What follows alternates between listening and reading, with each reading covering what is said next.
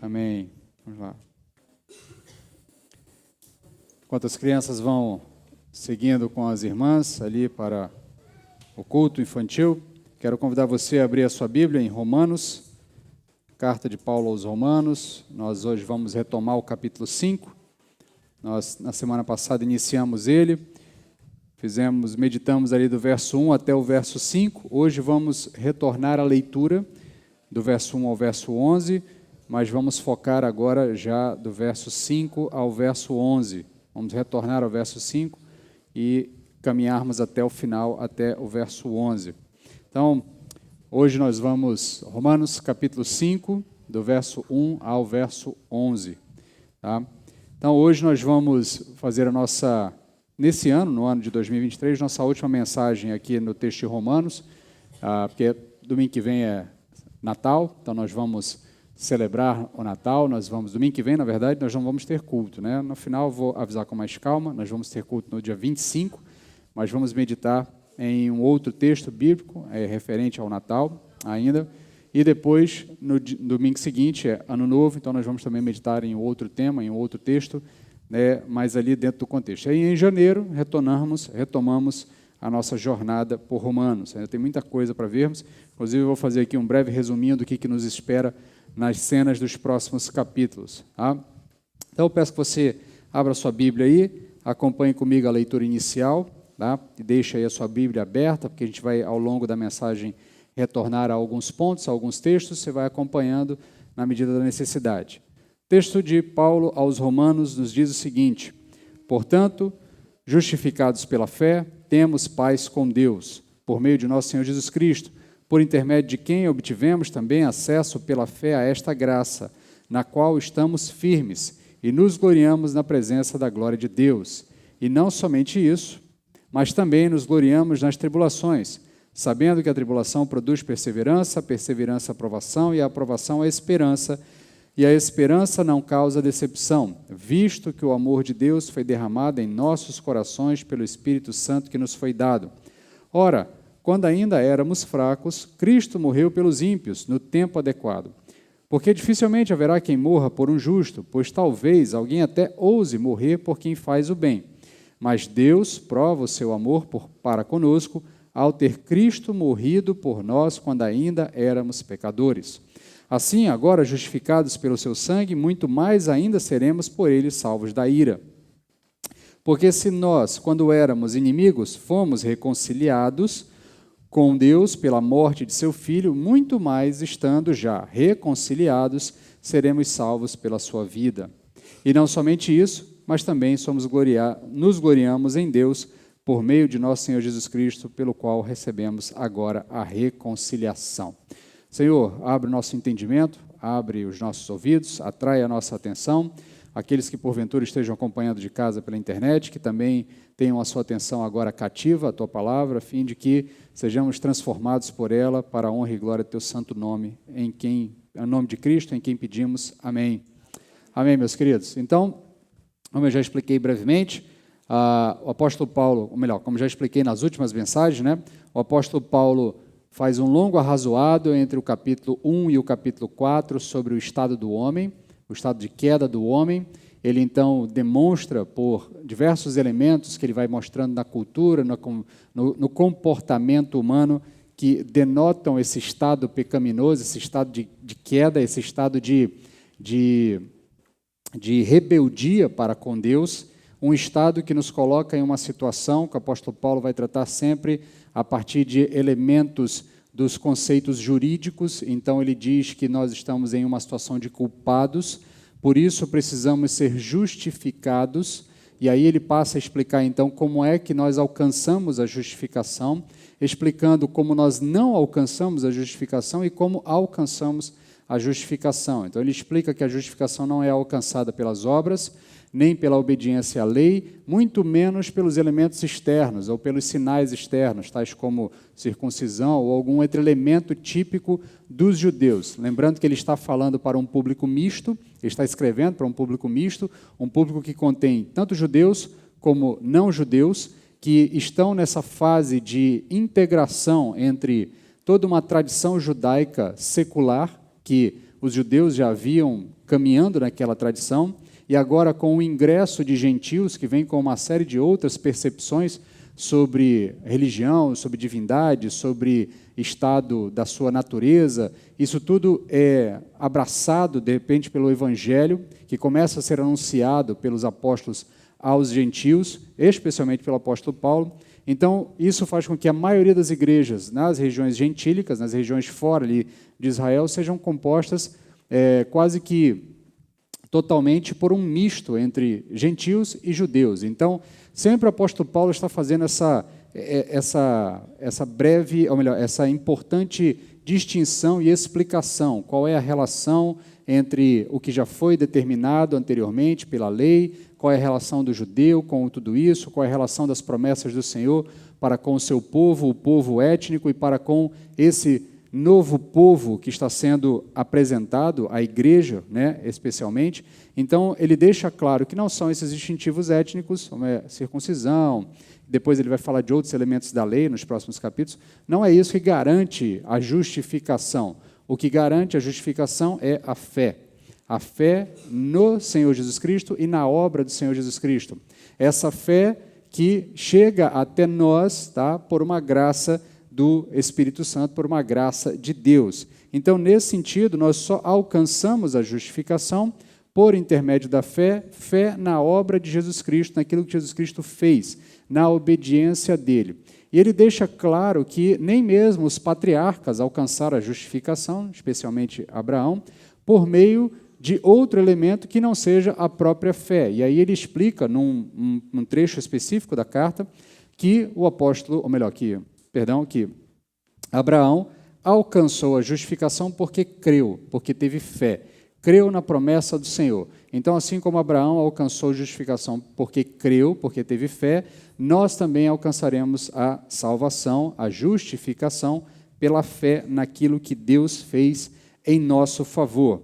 Então, ao longo dos próximos capítulos, do capítulo 5 em diante, ele vai agora explicar melhor, ele vai destacar quais são os efeitos dessa justificação sobre a vida do indivíduo que depositou fé na obra de Jesus Cristo. Então, o primeiro efeito nós vimos na semana passada, que é a paz com Deus.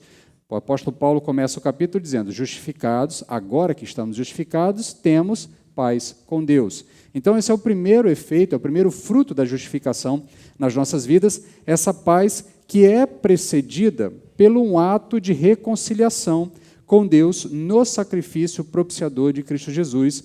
Reconciliação que é o que permite esse primeiro fruto, a paz com Deus, que é o tópico da nossa mensagem nessa noite, é o tópico que nós vamos nos focar, na reconciliação. Então, o apóstolo Paulo tem um estilo de escrita que é próprio, de vez em quando a gente percebe essa forma dele, ele vai para frente, volta, e vai para frente de novo, aí ele volta mais um pouco e vai de novo. Então, volta e meia, a gente vai lendo o texto e percebe que ele fala de algo à frente, volta um pouquinho para explicar as bases daquilo que ele afirmou anteriormente. E, basicamente, o que nós vamos fazer isso essa noite. Semana passada, nós vimos o elemento da paz, que a paz é uma percepção objetiva sobre nossas vidas, porque é uma declaração de Deus. Uma vez que fomos justificados, estamos em paz com Deus, o Evangelho declara isso sobre nossas vidas, Deus declara isso sobre nossas vidas. Então, independente de nós sentirmos isso ou não, isto é uma declaração para as nossas vidas e nós devemos aprender a receber essa declaração, confiar nessa declaração e aí sim perceber subjetivamente os efeitos dessa declaração. Então, daqui para frente, o apóstolo Paulo vai falar no capítulo 5 da paz com Deus, do seu primeiro fruto, do primeiro fruto da justificação. Depois ele vai falar da reconciliação, que é o ponto dessa noite. Nos próximos capítulos, no 6 e 7, ele vai falar da libertação do pecado e do domínio da lei, vai explicar qual é a relação da lei, a relação do pecado, como é que a lei nos aponta ao pecado e como é que, de certa forma, ela ainda se tornou um jugo para nós e pela reconciliação, pela justificação com Deus, nós nos livramos do jugo do pecado e também do domínio da lei. Depois, no capítulo 8, ele vai passar a falar da vida no Espírito Santo, como é que o Espírito Santo efetiva a nossa libertação do pecado e nos encaminha para a glorificação. Do 9 ao 10, ele vai abrir um parêntese muito importante para falar da relação dos judeus e dos gentios no plano de Deus. Aqui ele vai tocar em alguns pontos bem interessantes e bem complexos, né, dentro da carta, que são talvez os pontos mais debatidos na carta aos Romanos, que é sobre a questão da eleição e depois sobre a questão da relação de Deus com o Israel étnico, como é que essa relação se dá. É muito interessante, inclusive, dentro do contexto que nós vivemos nesse momento específico de guerra ali no Oriente Médio, especialmente a guerra que Israel está travando nesse momento. É importante entendermos isso, até para que a gente não faça afirmações ou tenha expectativas equivocadas sobre os eventos, mas as expectativas e as afirmações corretas, pelo entendimento do que o apóstolo Paulo nos explica ali do capítulo 9 até o capítulo 11. Depois, no capítulo 12, ele vai tratar dos dons na vida da igreja, e aí ele inicia uma série de exortações. No capítulo 13, ele volta a um ponto também bastante interessante, que é a relação do cristão com as autoridades. Nós vamos chegar lá no devido tempo. Capítulo 14, ele fala de uma outra questão também bastante importante, a relação do crente forte com o crente fraco, como é que nós lidamos com aqueles que ainda são fracos na fé e como é que o forte deve lidar, ele vai explicar isso. No 15, ele vai usar o exemplo de Jesus nessa relação com os irmãos ainda fracos na fé, e aí vai ligar o contexto do capítulo 14 com o capítulo 15. Na segunda parte do 15, ele trata do seu apostolado, ele faz uma defesa do seu apostolado. Lembra que eu já expliquei aos irmãos que ele está indo à igreja de Roma, está se apresentando à igreja de Roma como um missionário que deseja o apoio daquela igreja para ir a um campo missionário mais distante. Inclusive é nesse capítulo aqui, nesse trechinho do capítulo 15, que ele fala dos seus planos de ir à Espanha, né? Dos seus planos futuros de ir à Espanha. Então ele vai defender o seu apostolado, vai explicar o porquê ele deve ser recebido pela igreja de Roma como um apóstolo, no mesmo nível dos demais apóstolos, o que ele tem feito, quais são as suas credenciais.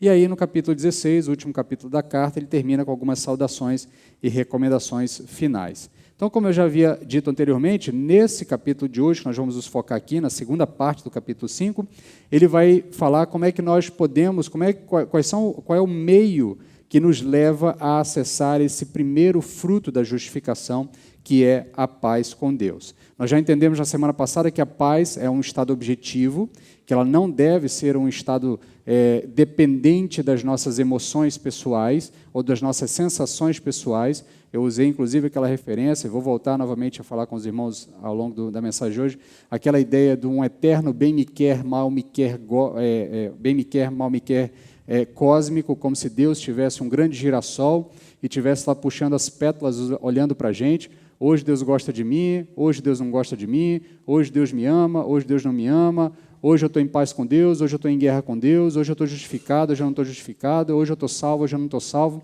Esse tipo de percepção não é bíblica. E por quê? Porque o apóstolo Paulo deixa claro que Deus faz uma declaração sobre nós a partir do momento em que depositamos fé na obra de Jesus Cristo. Por conta disso, Deus nos declara justo. Isso é uma declaração, independe das minhas sensações.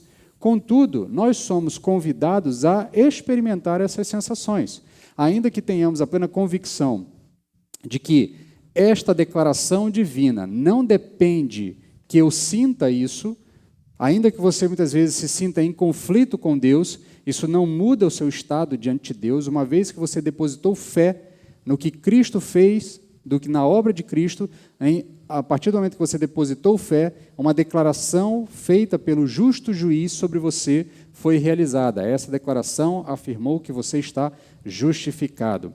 Isso muda a nossa percepção, como nós vimos semana passada, deve mudar as nossas percepções, e uma vez que mudando as nossas percepções, nós somos convidados sim a experimentar subjetivamente os efeitos dessa paz. Tá?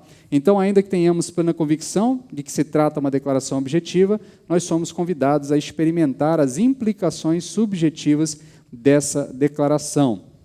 Ainda que não dependa dos nossos sentimentos, a expectativa é que, de fato, nos sintamos em paz com Deus.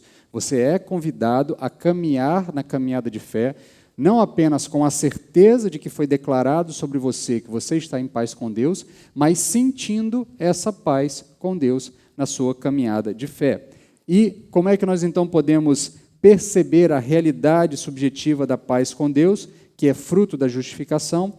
a reconciliação é a resposta. Então, entendendo o processo, o ato de reconciliação de Deus para conosco, esse ato de amor de Deus para conosco, nós podemos, então, perceber que essa paz, ela não é apenas uma afirmação objetiva, mas ela também é para nós uma percepção subjetiva do que Deus fez em nosso favor. Até porque uma reconciliação só é possível quando há amor envolvido. Tá? Isto está implícito, inclusive, na nossa percepção humana. Sempre que nós assistimos séries, filmes, novelas, o que quer que seja, qualquer produção artística, seja audiovisual, ou seja mesmo um livro, uma história que você esteja lendo, quando há dois personagens ou um grupo de personagens que estão em conflitos e eles precisam de uma reconciliação, todos os autores sempre constroem essa reconciliação com base no afeto que existe entre os personagens, com base no amor que existe entre os personagens. Esse amor que existe entre eles vai superando as barreiras que existem, que foram geradas pela rusga, pelo desentendimento, pela briga, pela separação. Essas rusgas vão sendo suplantadas, vão sendo superadas pelo amor que existe entre os personagens. Então, nesse sentido, se nós fizéssemos aqui guardadas as devidas proporções, um comparativo, se a nossa relação com Deus fosse um grande romance, e romance aqui não no sentido amoroso, mas romance de um escrito, de uma história sendo contada, de fato, então, o amor de Deus por nós supera todas as barreiras que nós mesmos levantamos por conta da nossa separação para com Deus, e essas barreiras são suplantadas para que Deus se reconcilie conosco e nós nos reconciliemos com Ele também. Então, por conta desse amor de Deus por nós, a reconciliação é possível. Por conta do amor é possível vencer barreiras, reavaliar valores, a fim de que a reconciliação seja possível. E em Jesus, Deus demonstrou tamanho amor que venceu as barreiras que nos separavam dele e, portanto, podemos ser reconciliados com Ele. Deus prova o seu amor por nós por meio de Jesus Cristo. E o Evangelho nada mais é do que essa notícia de que Deus, porque nos amou, buscou se reconciliar conosco. E por isso nós podemos desfrutar paz com Ele. Tá? Então nós vamos ver o que esse amor tem a nos ensinar a partir da parte B do verso 5 até o finalzinho do verso 11. Então a primeira lição que nós podemos tirar desse texto para as nossas vidas é que o amor de Deus é um amor abundante. O amor de Deus é um amor abundante. O amor de Deus foi derramado em nossos corações pelo Espírito Santo que nos foi dado. É a parte B do verso 5. Né? O apóstolo Paulo afirma isso. E eu quero chamar a atenção aqui para algumas palavras que o apóstolo Paulo, especialmente para uma palavra que o apóstolo Paulo usa. Tá? Então, note que, eu já disse aos irmãos diversas vezes, que as palavras no texto bíblico, elas não estão ali soltas, não estão aleatórias. O autor tem sempre uma intenção e todas as palavras que ele escreve, que ele usa, elas estão dentro dessa sua intenção, estão tentando transmitir para nós a sua maior preocupação, a sua maior intenção, a mensagem que ele deseja falar a nós, ou o ensinamento que ele deseja que nós compreendamos daquilo que Deus fez em nosso favor. Então, quando há o processo de tradução do texto, a grande batalha, a grande luta, o grande desafio dos tradutores é escolher palavras que estejam mais próximas daquela palavra original, quando não for possível fazer uma tradução literal, direta do texto, né? Mas escolher palavras que sejam mais próximas, a fim de que todo o contexto e o conceito e a intenção do autor bíblico original seja respeitada. E na maioria das nossas versões, o texto diz que o amor de Deus foi derramado em nossos corações pelo Espírito Santo que nos foi dado. Então, o que nós percebemos aqui é que esse amor de Deus que busca a reconciliação conosco e nos permite a justificação, e uma vez justificado nos permite ter paz com Deus, esse amor não nos foi dado a conta-gotas. Esse amor nos foi dado quase que fosse de balde, assim, foi de muito, foi uma enxurrada, ele foi derramado sobre nós. O texto diz que o amor de Deus foi derramado sobre nós. Você, provavelmente, ao longo da sua vida, já teve a ingrata experiência de derrubar um copo, derrubar uma água, derrubar um balde, derrubar alguma coisa que estivesse cheia de água. Né? E quando você faz isso, você não tem controle sobre o líquido. Uma vez que você derruba, o líquido vai embora e vai de uma vez. E, inclusive, o desafio é conter o líquido antes que mais coisas sejam molhadas, sejam manchadas, sejam afetadas por aquele líquido que foi derramado do copo. E a ideia que o apóstolo Paulo está tentando trazer para nós é mais ou menos essa. Quando Deus se dirige em nossa direção, buscando a reconciliação conosco, Deus não vem a conta-gotas, Ele vem de balde, Ele vem derramando o seu amor. O seu amor vem de maneira profusa, vem de maneira grandiosa, vem de maneira copiosa. Ele vem para, de fato, preencher todos os espaços com esse amor, que é um amor abundante. Essa é a ideia que o apóstolo Paulo tenta nos apresentar quando ele diz que o amor de Deus foi derramado sobre nós.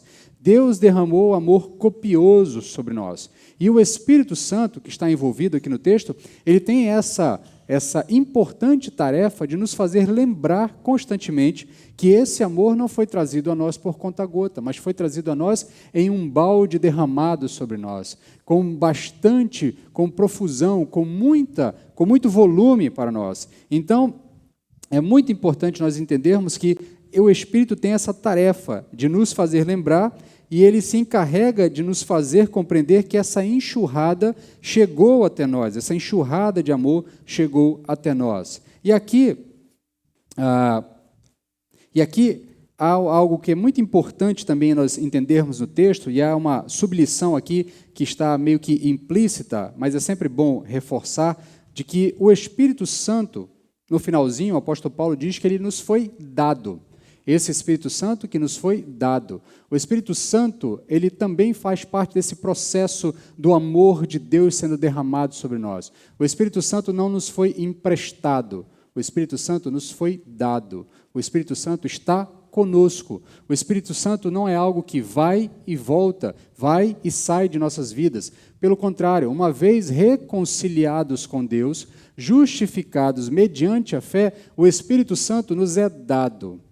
Ele faz parte da nossa realidade, Ele está conosco, Ele é parte da nossa vida, Ele é parte daquilo que nos faz ser pessoas justificadas e reconciliadas e em paz com Deus. Isso é sempre importante lembrar, para que você também, na sua caminhada de fé, não tenha a percepção de que, por alguma razão, você, de alguma forma, expulsou o Espírito Santo da sua vida pelas suas escolhas ou pelos seus erros. É óbvio que nós podemos entristecer esse Espírito que habita em nós, o Espírito de Deus que habita em nós, mas isso não significa que ele nos abandone.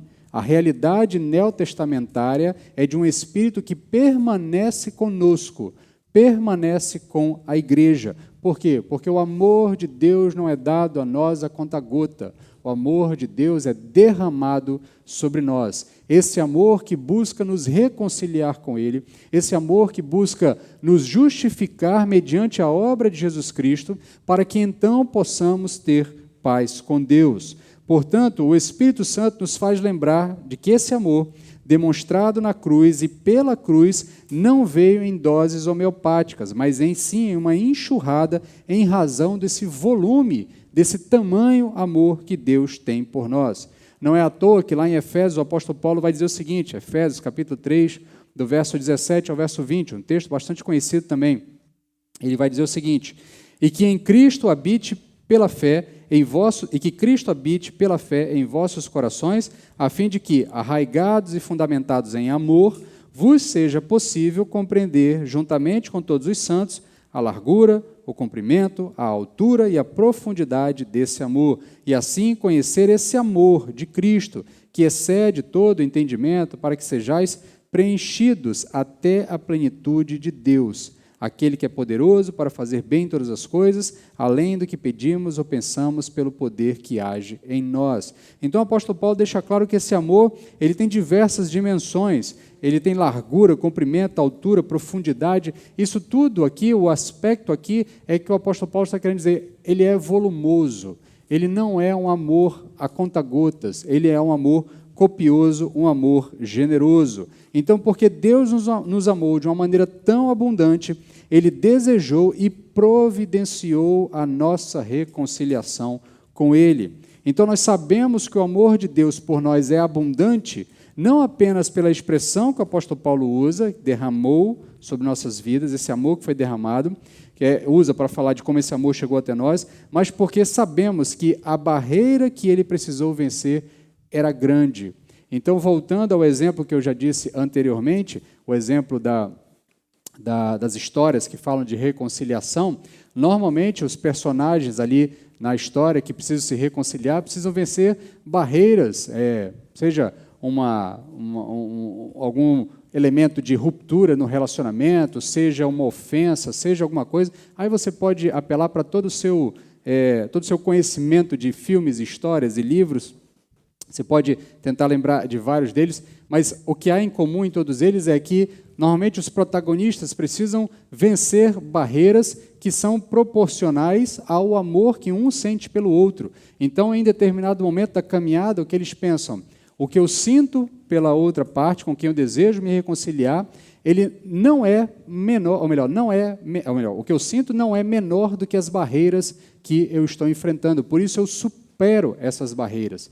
E nós sabemos que a barreira que nos separa de Deus, por conta do nosso pecado, é uma barreira enorme.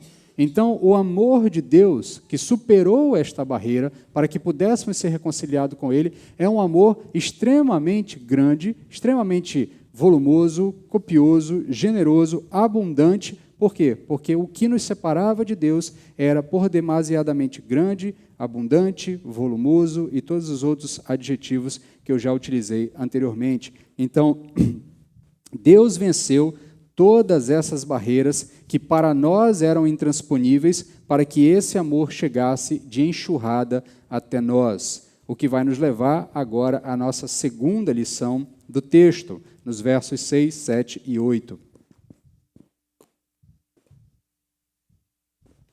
A segunda lição que nós podemos tirar do texto é que Deus nos amou sem que merecêssemos esse amor. Deus nos amou sem que nós merecêssemos esse amor. Versos 6, 7 e 8. Ora, quando ainda éramos fracos, Cristo morreu pelos ímpios, no tempo adequado. Porque dificilmente haverá quem morra por um justo, pois talvez alguém até morra por alguém que faz o bem. Mas Deus prova o seu amor para conosco, ao ter Cristo morrido por nós, quando ainda éramos pecadores. Se você prestou atenção em toda a argumentação do apóstolo Paulo para a justificação ao longo dos primeiros capítulos, ao longo de todas as nossas mensagens anteriores, você já entendeu que essa bênção, a justificação, não chega até nós por merecimento. Nós não fizemos absolutamente nada para merecer isso. Tudo é graça da parte de Deus que chega até nós única e exclusivamente mediante a fé, mas a gente já entendeu que nem mesmo a fé é um mérito nosso, porque a fé nada mais é do que mãos vazias, esperando a dádiva de quem pode fazer alguma coisa. A fé, basicamente, é como se você estivesse faminto e você estende as mãos para receber alimento. O fato de você ter estendido as mãos não vai fazer com que aquele que pode lhe alimentar, faça alguma coisa. Quem faz alguma coisa para vencer a sua fome é quem está dando alguma coisa para você. Mas, nesse sentido, o que nós entendemos é que não é por merecimento, mas por pura graça. E Paulo investe um longo tempo demonstrando que não é pelo que nós fizemos, não é pela nossa obediência da lei, não é pela nossa condição étnica que nós somos justificados, mas tão somente porque nós cremos na promessa de Deus por intermédio da obra de Jesus Cristo. Nós cremos que aquela obra é suficiente para nos justificar diante de Deus, nos deixar em paz com Deus e nos permitir ter uma vida diante de Deus, fazendo a vontade dEle e agradando a Ele. Então, note que nesse verso ele usa aqui uma conjunção para ligar com a frase anterior. Ele diz, ora, ou seja, ele faz aqui uma afirmação de que Deus derramou o seu amor abundante sobre nós por intermédio do Espírito Santo. E ele diz que isso é a demonstração desse amor, desse derramar abundante, é que Deus fez isso quando nós ainda éramos fracos. Deus derrama esse amor por nós, Deus faz esse processo de demonstrar a nós esse amor abundante e copioso, esse amor volumoso por nós, fazendo isso quando nós ainda éramos fracos. E por fracos, o que o apóstolo Paulo quer dizer? Que ainda nós não éramos ninguém perante Deus. Essa que é a ideia, de que você, diante de Deus, não tem ainda nenhum tipo de pré-requisito, ou melhor, nenhum tipo de credencial para apresentar diante de Deus. Então, como nós não tínhamos nenhuma credencial, nós éramos fracos diante de Deus, nós não tínhamos absolutamente nada para apresentar diante de Deus, e sem nenhuma credencial, ainda que sem qualquer tipo de nota de merecimento, Deus morre em nosso favor, e quando nós ainda éramos fracos, Jesus Cristo morre para que pudéssemos ser justificados, e Deus prova o seu amor por nós, por mediante esse ato de Jesus Cristo. E nós sabemos que o amor de Deus é abundante, porque ele foi derramado por nós quando nós ainda não tínhamos nenhum valor diante de Deus. Cristo morreu por nós quando ainda éramos pecadores. Esta é uma realidade que nós precisamos entender, porque nós somos naturalmente levados, estimulados a ter algum tipo de percepção meritória. Então, muitas vezes a gente olha para a obra sacrificial de Cristo Jesus e muitas vezes a gente olha para ele assim, olha, beleza, eu entendo, Jesus Cristo morreu, sofreu, mas no fundo eu merecia isso, porque eu sou uma boa pessoa. Eu pago minhas contas, eu sou um bom marido, eu sou um bom cidadão, eu sou um bom pai, eu sou uma boa mãe, eu faço tudo certinho, eu vivo aquele padrão de comportamento que as pessoas esperam de um cidadão mediano, de um cidadão minimamente correto, de um cidadão que está dentro desse padrão de bom comportamento. Então, logo, faz sentido Jesus Cristo ter morrido por mim. É porque tinha algo que eu não conseguia fazer, então Jesus vai lá e faz. Contudo, o que Jesus diz, o que a Bíblia diz, o que Deus fala sobre nós, o que o apóstolo Paulo nos ensina, é que esse ato sacrificial de Cristo em nosso favor, essa prova do amor de Deus por nós, foi enquanto nós ainda éramos pecadores. Nós não tínhamos nenhum merecimento diante de Deus. Então, quando nós olhamos, por exemplo, de Abraão, o exemplo que o apóstolo Paulo usa para demonstrar as suas teses ao longo das suas afirmações nos capítulos anteriores, nós vimos que ele, Abraão, foi justificado antes de qualquer elemento que lhe desse algum tipo de valor. Ele ainda era pagão, não era judeu, né? Até porque a expressão judeu é até meio que anacrônica, né? Porque judeu vem de Judá, Judá é bisneto de Abraão, né? Então não dá nem para Abraão ser considerado judeu. É nem israelita, porque israelita vem dos descendentes de Jacó, que tem o seu nome de Israel. Então, Abraão não era nem judeu, nem israelita, Abraão não tinha lei, Abraão ainda não tinha sido circuncidado, mas porque Abraão creu, Deus o justificou. Isso foi dado a ele por mérito para justificação. Ele tão somente creu e foi isso o que Deus creditou a ele para justificação. Então, nesse sentido, quando nós olhamos para o que o apóstolo Paulo está falando a nós aqui, não fomos nós, nas nossas andanças, buscando sentido na vida, que encontramos um meio de entrar em paz com Deus.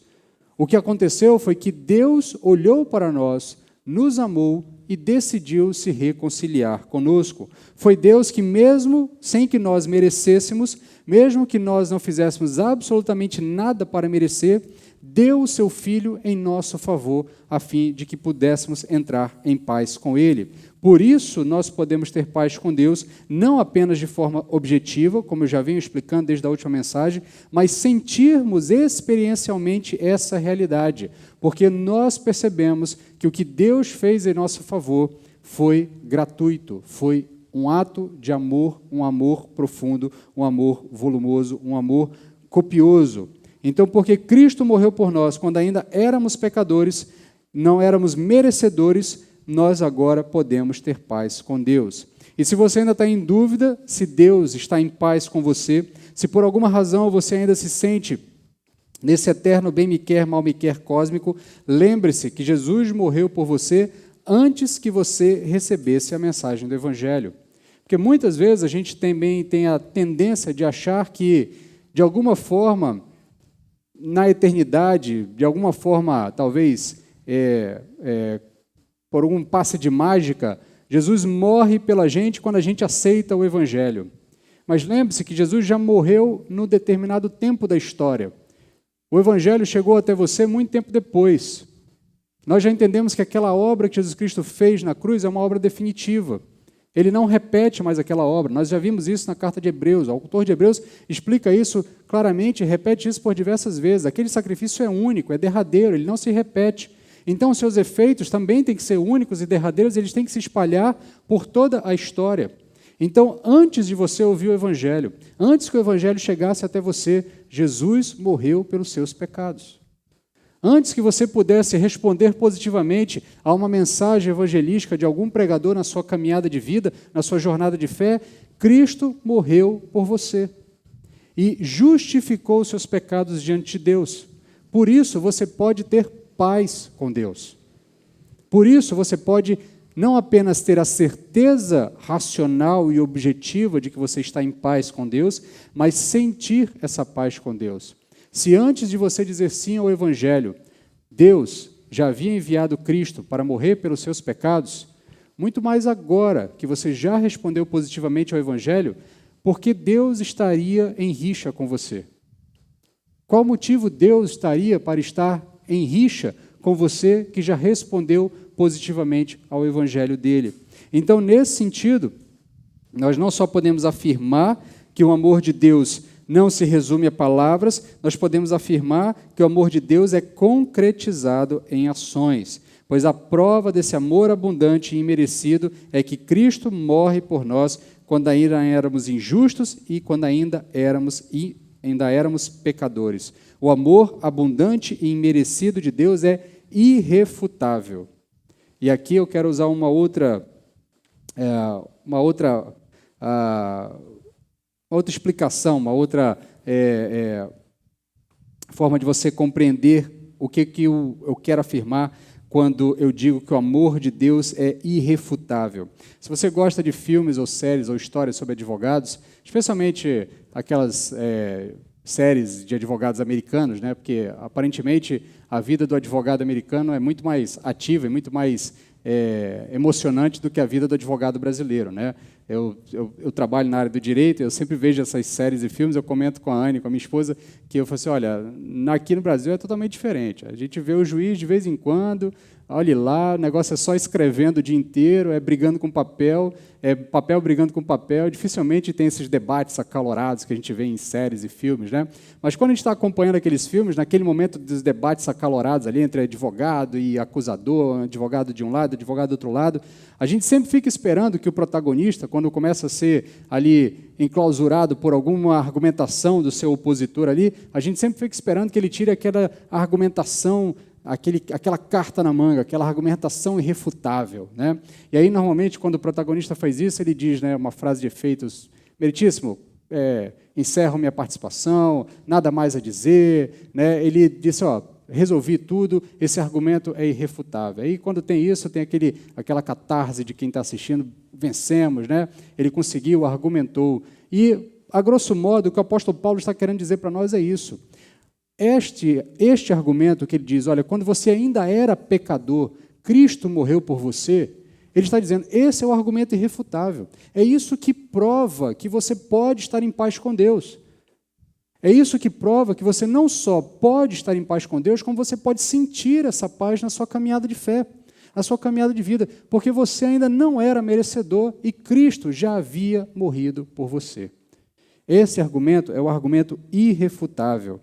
Talvez o apóstolo Paulo, se vivesse os nossos dias, ele terminaria aqui dizendo, sem mais, não há mais nada para argumentar. Não há mais nada para argumentar porque esse é o argumento irrefutável.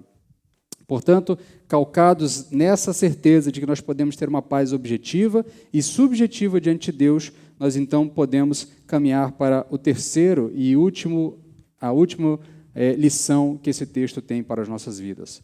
Terceira e última lição é que o amor de Deus garante a nossa glorificação.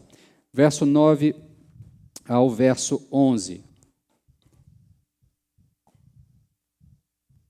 Assim, agora, justificados pelo seu sangue, muito mais ainda seremos por ele salvos da ira.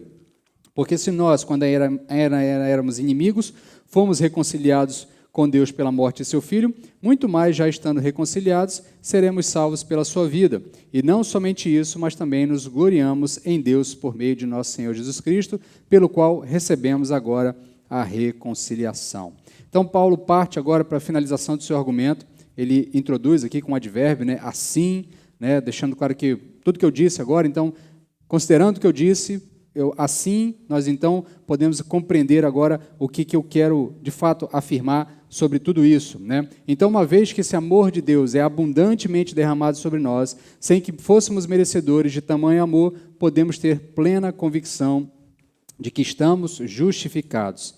E se estamos justificados da culpa que estava sobre nós pelo nosso pecado, se nós estamos justificados, estamos livres da punição. Lembra que ele usa essa compreensão de justificação, lembrando sempre elementos do ambiente do tribunal. Então, aquele que é o injusto, ele está na condição de culpado. Uma vez que está na condição de culpado, ele é passível de punição.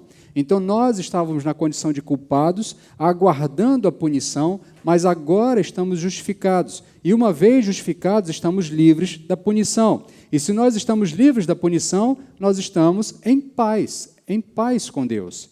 E se quando ainda éramos pecadores, Deus nos justificou em Cristo Jesus, agora que nós já estamos justificados, qual razão Deus teria para se irar conosco? Por isso o apóstolo Paulo vai dizer ali no verso 10, porque se nós, quando ainda éramos inimigos, fomos reconciliados com Deus pela morte de seu Filho, muito mais agora, já estando reconciliados, seremos salvos pela sua vida. Então, se antes de nós merecermos alguma coisa, se antes, quando ainda éramos pecadores, Cristo nos justificou por intermédio da sua obra na cruz perante Deus e por isso estamos em paz com Deus, muito mais agora que já estamos em paz com Deus, nós temos plena conciliação, reconciliação e plena vida com Deus, uma vida em paz. Então, se nós estamos livres da punição, nós estamos em paz com Deus. Por isso, nós podemos nos gloriar. E aqui, quando ele fala gloriar, não é não é a jactância que ele já falou anteriormente, como eu comentei na semana passada. Não é essa arrogância. O gloriar aqui é a ideia de que você pode clamar aquilo que é seu por direito.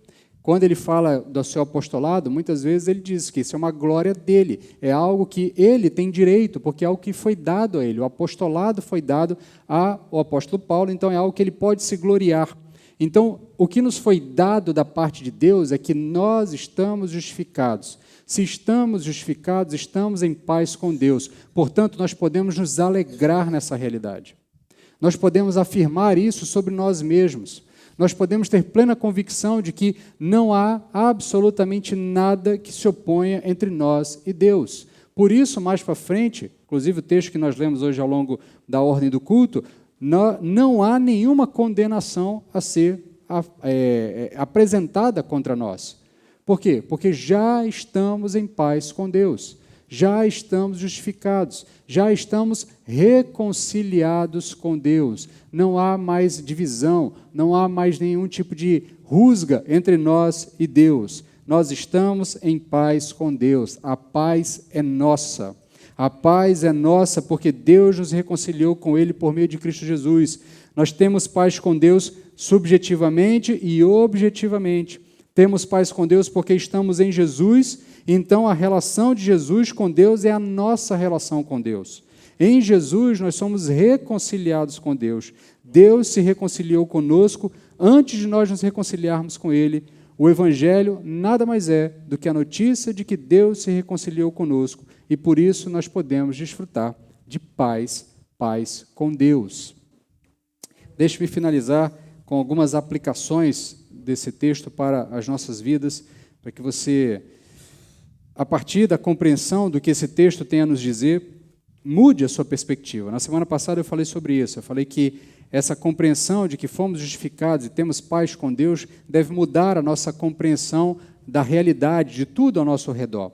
Uma vez que essa compreensão mudou, você tem que passar a experimentar essa realidade, não apenas no nível racional, não apenas no nível da compreensão objetiva, de que você sabe que é uma certeza, mas que de vez em quando você vive um conflito momentâneo. Será que estou salvo? Será que não estou salvo? Será que Deus me ama? Será que Deus não me ama? Será que eu preciso fazer algo para provar esse amor de Deus? Eu falei na semana passada do tal do Evangelho segundo o Resgate do Soldado Ryan, essa ideia de que você tem que estar fazendo provas constantemente para Deus, de que você é merecedor do que Deus fez por você. Essas coisas são mudadas na nossa percepção uma vez que nós compreendemos que, se fomos justificados, temos paz com Deus. E nós temos paz com Deus porque fomos reconciliados com Deus. Isso é realidade para as nossas vidas, isso deve ser experienciado por nós, isso deve mudar a nossa percepção da nossa caminhada de fé. Então, se você até hoje ainda não conseguiu experimentar a paz com Deus, eu convido você a experimentar, a permitir que o Espírito Santo de Deus inunde o seu coração com esse amor, a fim de que você perceba subjetivamente, na sua vida, na sua caminhada, no seu dia a dia, que há uma paz de Deus declarada sobre você. E você tem plena liberdade para viver essa paz com Deus.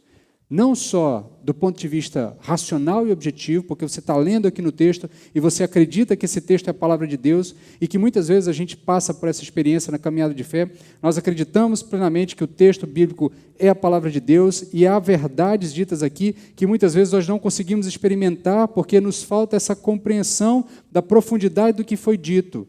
E o que eu estou tentando dizer a você nessa noite é que esta compreensão de que você está em paz com Deus, você tem o direito perante Deus de dizer de você mesmo, eu estou em paz com Deus. A minha relação com Ele não vai ser abalada pelos percalços da vida. A minha relação com Deus não vai ser abalada pelo que o acusador possa levantar contra mim a partir do que eu fiz no meu passado. A minha paz com Deus não vai ser abalada a partir dos meus tropeços, ainda que eles venham a acontecer, porque eu tenho plena convicção de que pela obra de Cristo na cruz eu fui reconciliado com Ele. Por isso eu vivo em paz, eu não vivo mais em guerra com Deus. A caminhada de fé não é uma caminhada de alguém que está constantemente tentando provar algo para Deus, mas é alguém que está constantemente permitindo que Deus vá moldando a sua percepção do mundo. E você vai experimentando esse estado de paz com Deus. Então eu convido que você abra o seu coração ao Espírito Santo, para que o Espírito Santo inunde o seu coração com esse amor copioso de Deus, com esse amor abundante de Deus que foi demonstrado na cruz do Calvário por Cristo Jesus, pela sua obra remidora na cruz, esse amor que justificou você dos seus pecados, esse amor que permitiu que você fosse reconciliado com Deus, esse amor que permite que você tenha paz com Deus. Porque Deus nos amou abundantemente antes mesmo que nós merecêssemos qualquer amor da parte de Deus. Antes que nós houvéssemos qualquer valor espiritual para Deus, Deus nos deu o seu Filho para que nós pudéssemos ser reconciliados com Ele. Então, diferentemente também dos filmes que falam de reconciliação, onde na maioria das vezes essa obra reconciliatória é um esforço conjunto de ambas as partes, um lado, o outro lado fazendo, e muitas vezes os dois juntos vencem as barreiras a fim de se reconciliar. Esse amor é provado a nós por Deus por ser um ato unilateral de Deus. Deus fez tudo em nosso favor. Deus providenciou o meio, Deus executou o meio e Deus aplicou os efeitos dessa obra em nossas vidas. Por isso, nós podemos ter paz com Deus. Por isso, nós experimentamos paz com Deus. Por isso, nós temos a plena convicção de que a reconciliação nos permite ter a compreensão dessa paz, experimentar essa paz, sentir essa paz e caminhar em paz com Deus. Que Deus aplique aos nossos corações essa realidade, que nós possamos viver na compreensão, não apenas racional e objetiva, mas numa compreensão de fato experiencial, de que nós caminhamos em paz com Deus, porque fomos reconciliados pela obra de Cristo Jesus na cruz do Calvário. Amém? Que Deus fale aos nossos corações, aplique aos nossos corações essa palavra.